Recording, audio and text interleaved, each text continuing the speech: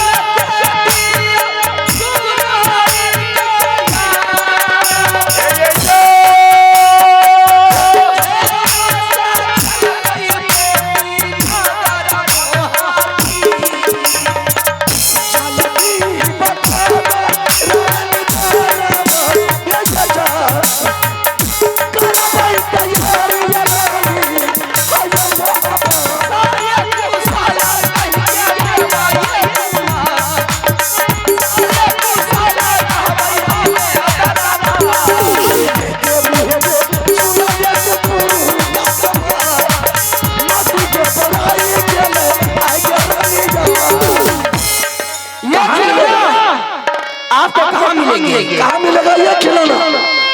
ये खिलौना का पहले नाम सुन लीजिए। खिलौना का नाम है चंदन चरखा कटा खिलौना मरवन बाजा। क्या? ये खिलौना का नाम है चंदन चरखा मरवन बाजा कटा खिलौना। कहाँ मिलेगा ये खिलौना रानी? ये खिलौना आपको कहाँ मिलेंगे? ला करके दे दीजिएगा। मैं तुरंत ला करके हाजिर कर दूंगा रानी। ये खिलौना आपको मिलेंगे दलतागढ़ में राजा भरत सिंह के पास। ये खिलौना आपको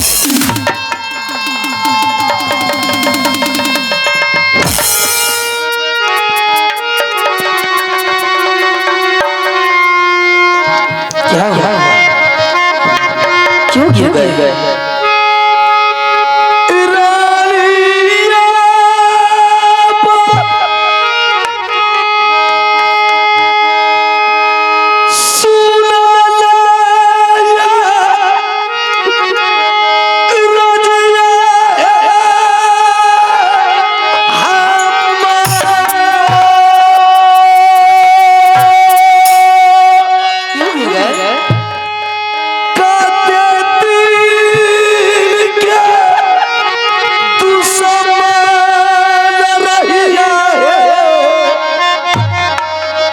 काला है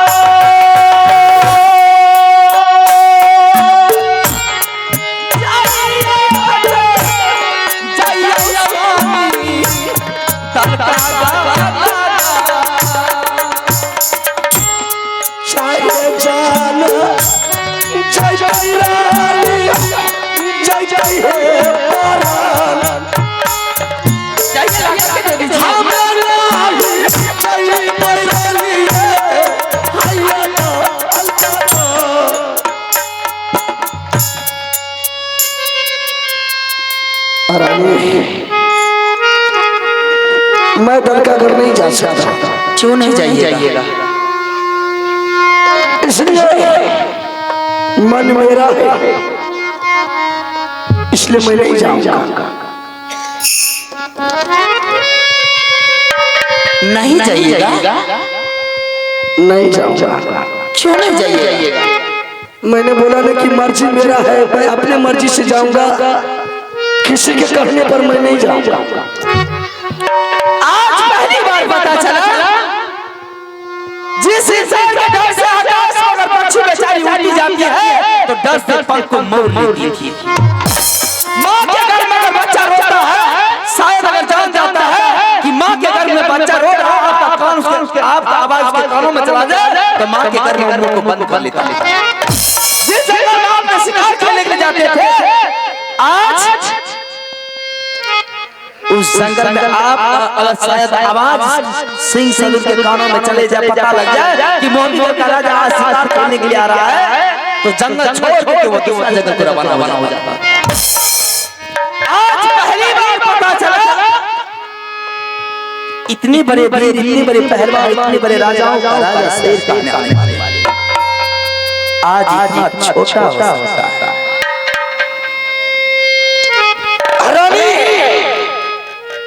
तुम्हारे कहने से रुद्र सिंह ये छोटा नहीं हो जाएगा।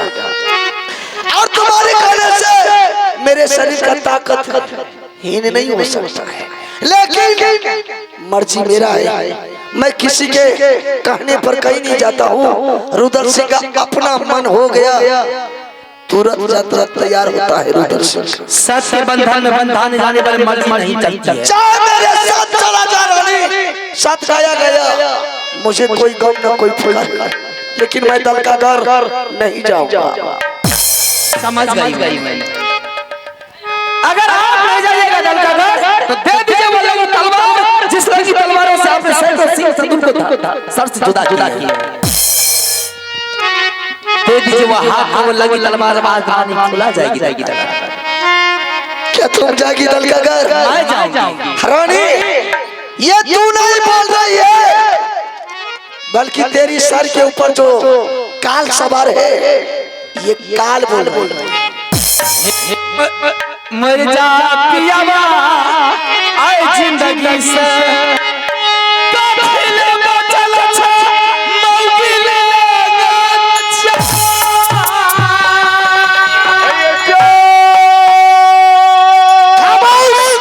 ऐसा फिर दोबारा आपने श्यामल पर नाम नहीं ले सकती।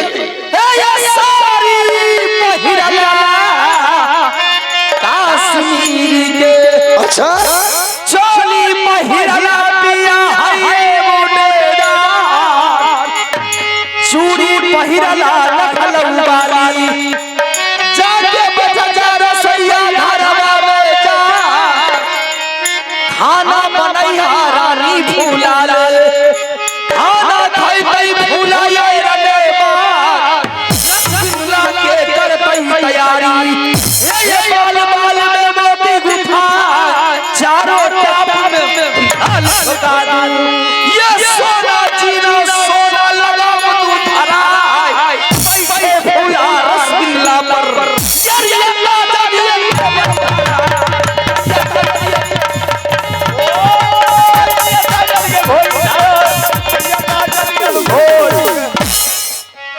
रानी कितना आज तुम धिक्कार देगी, फिर भी मैं दल का घर नहीं जाऊंगा। जाना होगा। मैं आज भेज कर चलाऊंगा। किसी का बाप का हिम्मत नहीं है कि रुद्र सिंह को दल का घर ये लगी आयो रे, लगी ले पिया, हाय मैया के तू भावा में जा।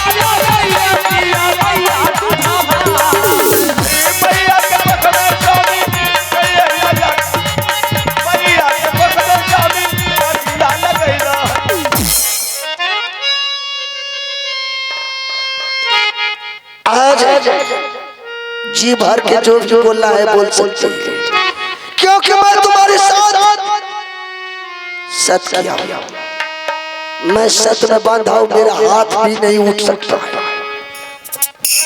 इसलिए जी भर के बोल ले। फिर ऐसा मौका फिर दोबारा किसी रोज को नहीं मिलेगा। एक बात बोलूं मैं और कोई बात बाकी है? बात करने के लिए तो बहुत बात मैंने बोल चुकी, तो ठीक है वो भी बोल करके सुना दे रानी, मैं सुनने के लिए अच्छा तो। अगर आपको कोई दूसरा राजा या महाराजा मुगल पठान बेनजवान बात बोल देते हैं, उसके राज पर जाकर के चढ़ाई कर देते हैं, उसका सर काट के सिंह दरबार में लटका देते हैं। लेकिन आज रानी खुला बड़ी बातें बोल चुकी है। यहाँ तक कि माँ के दूध की सवाल और माँ के दूध में दाग लगाने की बात, माँ को दाग लगाने की बात बोल चुकी है। आज आपकी जुबान खामोश क्यों है? क्या बात है दल का अगर नहीं जाना चाहते? इसमें कारण क्या कारण? इसमें बहुत बड़ा कारण है रानी, इसलिए मेरा जुबान में लगाम लगा है। जरा मुझे भी बताइए तो मैं भी दल का अगर के बारे में जान लूं क्या बात है। ठीक है, तू मेरी माँ की दूध को गाली दिया, नाना प्रकार का तूने मुझे बुलाना सुनाया। मैं सब कुछ बर्दाश्त कर सकता हूँ रानी, लेकिन माँ की दूध को गाली को मैं बर्दाश्त नहीं कर सकता। जरा मुझे कह करके सुनाइए तो क्या बात, क्यों नहीं जाने चाहते? ठीक है तो सुन, मैं दल का गढ़ क्यों नहीं जाता? इस बात को कई साल गुजर गया है, मैंने 2 बार दल का गढ़ पर चढ़ाई कर चुका हूं। क्या? हाँ, मेरा हिम्मत काम नहीं किया रानी, मैंने दल का गढ़ का सीमा पर से वापस लौट करके घर आ रहा। 2 बार दल का गढ़ पर चढ़ाई कर चुके हैं। कई बरस इस बात को बीत गया है। 2 बार चढ़ाई करने के बावजूद भी मुझे नहीं बोले कि रानी मैंने 2 बार चढ़ाई किया हूँ। अगर बोल देते क्यों आप मायूस? रानी मैंने दुनिया को लूटा। मैं तुमको कभी बोलने के लिए गया कि आज इस किला को लूट करके लाया, उस किला पर चढ़ाई किया, उस किला को छीन किया? ये मर्दों वाली बात है रानी, ये मर्दों ने समाधान किया तो औरत क्या इसको समाधान कर सकता है? जरा करके सुनाइए क्या बात है। दल का घर का समाचार सुनेगी। मैंने दल का घर क्यों नहीं गया? क्यों नहीं गए? ठीक है तो सो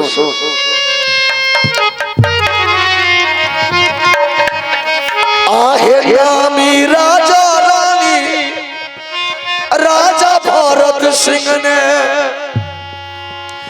हे चक्रातर से चांद सूरज के आहे याका सपतल रानी थर थर कांपई। रानी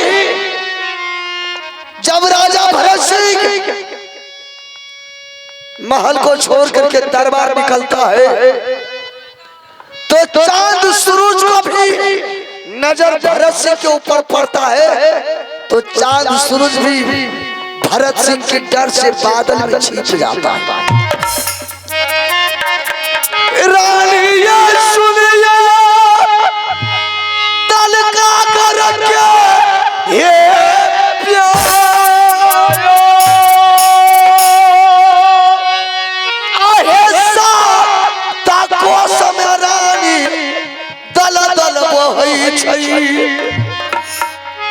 रानी 7 कोस तक दल का घर में दलदल बहती है। जो दलदल में कोई छतरी पांव रखता है तो अपने जिंदगी और मौत लेकर के सीधे पाताल चला जाता है।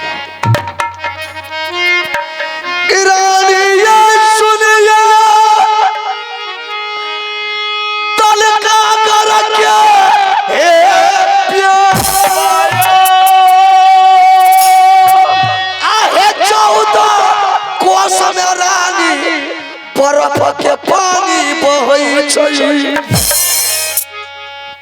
रानी 7 कोस तक दलदल बहती है।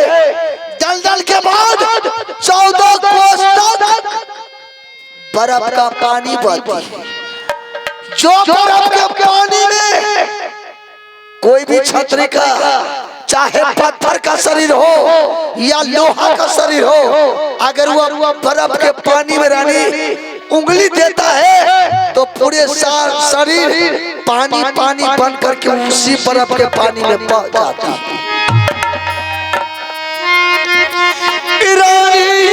सुनिया दल का कर के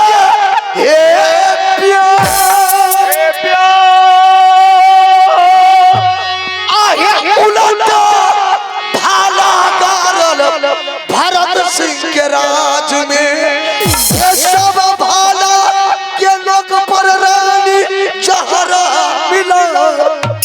आहे मक्खी बैठे रानी मक्खी मर जाई छै। रानी जो दलदल को पार करता है, बर्फ का पानी को पार करता है, उसके बाद तिल तिल भर पर उल्टा भाला भरत सिंह जमीन में गलाया है। सारे भाला के नोक पर भरत सिंह जहर को मिलाया है। अगर वह भाला के नोक पर रानी मक्खी भी बढ़ती है तो मक्खी भी राम राम को प्राण तेज देती है। रानी ये सुनिया तलका कर के हे पायो आए जो कोई छतरी के ले किला है तलका घर में।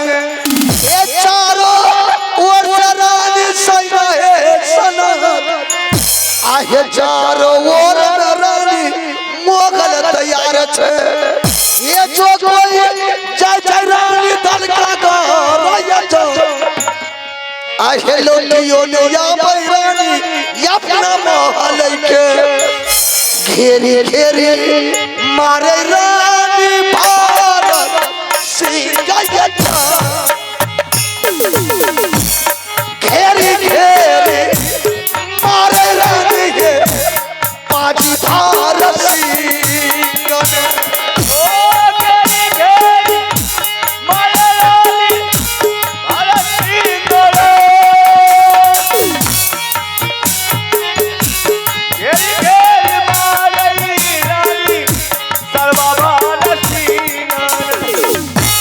कोई खेल रानी तलका गारा जा लटिया नहीं रानी किला तलका गारा से जो कोई रानी तलका गारा लटिया नहीं रानी आइए तलका गारा। इतना ही तक नहीं, संसार में जितना देवी देवता है सब देवी देवता को फरज से बांध करके कैद घर में बंद किया गया। इतना ही तक नहीं, शनि महाराज को भी भरत सिंह शनि महाराज को भी छल से उल्टा हाथ बांध करके कैद घर में बंद किया है। और शनि महाराज के बदन पर सुबह शाम फट्टा का मार और बिजली का कोड़ा भरत सिंह चलाता है।